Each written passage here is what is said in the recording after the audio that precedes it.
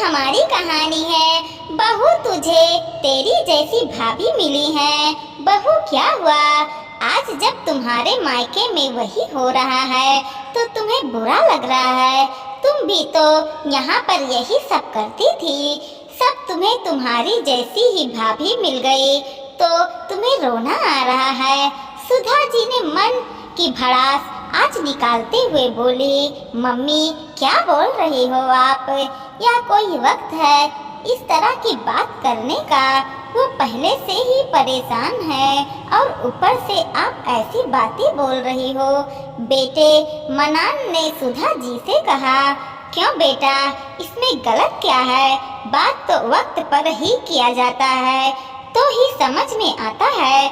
नहीं तो पहले मैं ये बात कहती थी तो तुम्हारी पत्नी मुझसे लड़ पड़ती थी। उसे लगता था मैं उसके काम में टांग अड़ा रही हूँ। देखा, इसलिए बहू अपनी मायके की बातें ससुराल में बताना पसंद नहीं करती, क्योंकि ससुराल वाले को तो उसके जले पर नमक छिड़कने का शौक होता है ना। कहा था ना मैंने आपसे, घर में किसी से मत कहना। राशि रोते हुए बोली, बहू, मुझे तेरे जले पर नमक छिड़कने का कोई शौक नहीं है, पर आज तुझे एहसास हो रहा है ना कि जब जलता है तो जलन होती है। मेरी बेटी के साथ तू यही सब कर रही थी इतने सालों से। सोच मुझ पर मेरी बेटी पर क्या बीतती होगी। उस समय मम्मी आप यहाँ मिलने आई हो या फिर ये सब बात सुनाने आई हो। मानता हूँ कि राशि गलत है, पर कम से कम इंसानियत के नाते ही शांत हो जाओ।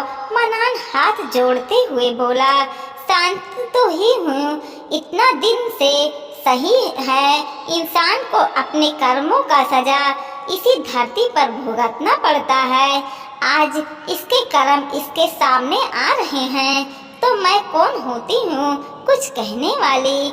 जा रही हूँ मैं अपने घर।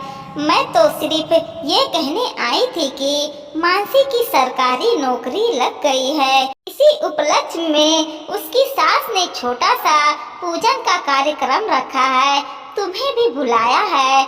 तुम लोग आना चाहते तो आ जाना।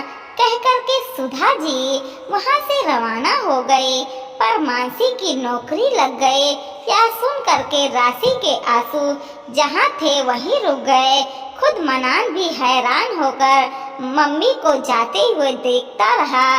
सारी पुरानी बातें फ्लैशबैक की तरह आंखों के सामने आ रही थी। जब राशि शादी होकर इस घर में आई थी तब घर में सुधा जी, मनान और मानसी ही थे। मानसी मनान की छोटी बहन थी। पिता की मृत्यु 1 साल पहले ही हुई थी। पिता के रहते ही मनान कमाने लगा था, इसलिए कुछ खास आर्थिक तंगी नहीं हुई। ऊपर से सुधा जी के सब पेंशन का सहारा भी था। मानसी पढ़ाई कर रही थी। घर के अधिकतर खर्चे मनान ही उठाता था, लेकिन मानसी की पढ़ाई का खर्चा सुधा जी अपने पेंशन के पैसे से करती थी, क्योंकि वो सारे खर्चे का बोझ मनान पर नहीं डालना चाहती थी। जहाँ सुधा जी और मानसी राशि से खुद आगे होकर बात करती, वही राशि का व्यवहार उनके लिए हमेशा रूखा ही रहा। राशि को हमेशा यही लगता कि उसका पति अकेला कमाऊ इंसान है, इसलिए वो भला तो झुक कर रहे हैं। खैर, सुधा जी ने मानसी का ग्रेजुएशन तो करवा दिया, लेकिन आगे MBA कराने के लिए ज़्यादा पैसे की ज़रूरत थी। जब उन्होंने इस बारे में मनान से बात की तो मनान तैयार हो गया, लेकिन ये बात जब राशि को पता चली तो उसने हंगामा कर दिया।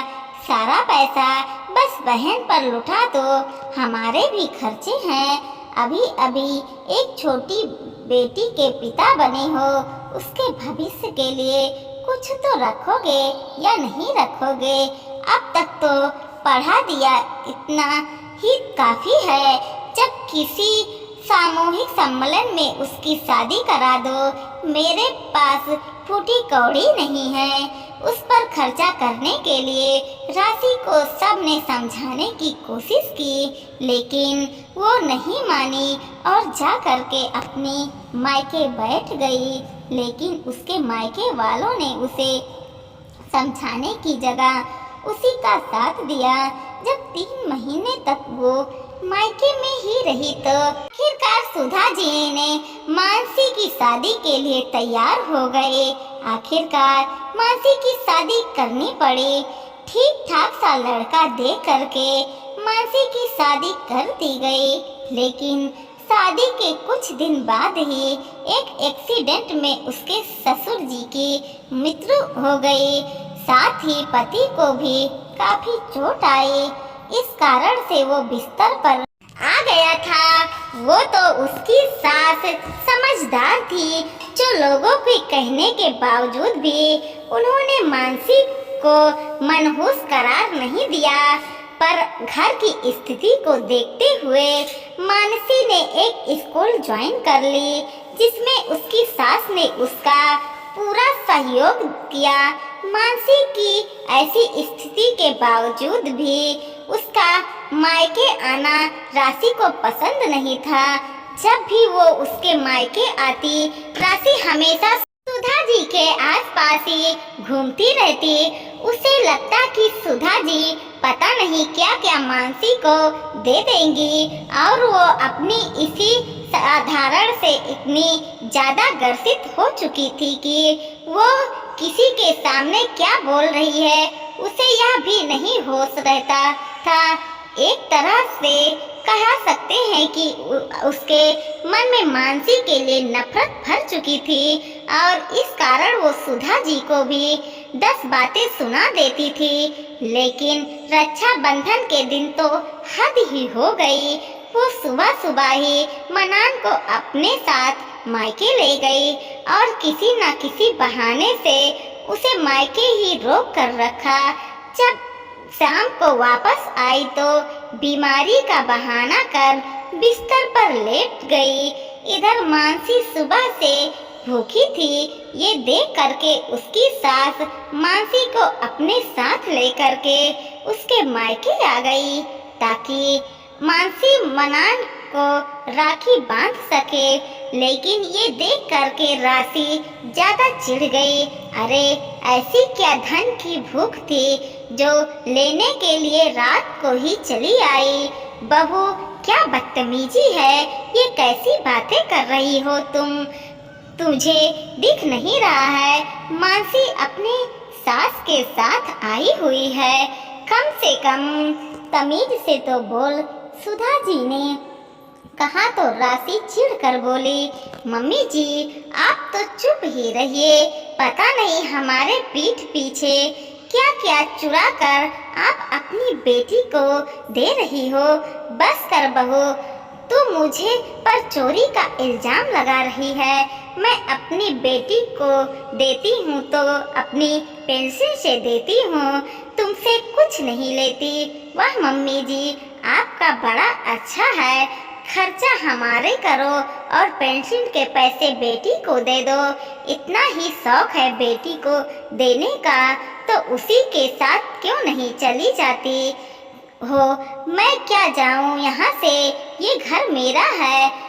जाना है तो तुम लोग जाओ यहाँ से। बहुत हो गया, बर्दाश्त करने की भी इतनी हद है। मेरी सुधा जी की बात सुन करके राशि मनान की तरफ देखते हुए बोली, देखा अपनी मम्मी के तेवर हमें घर से निकाल रही है, वह भी तुम्हारी इस बहन के लिए। ये उनका घर है राशि, वो हमें इस घर से निकाल सकती हैं।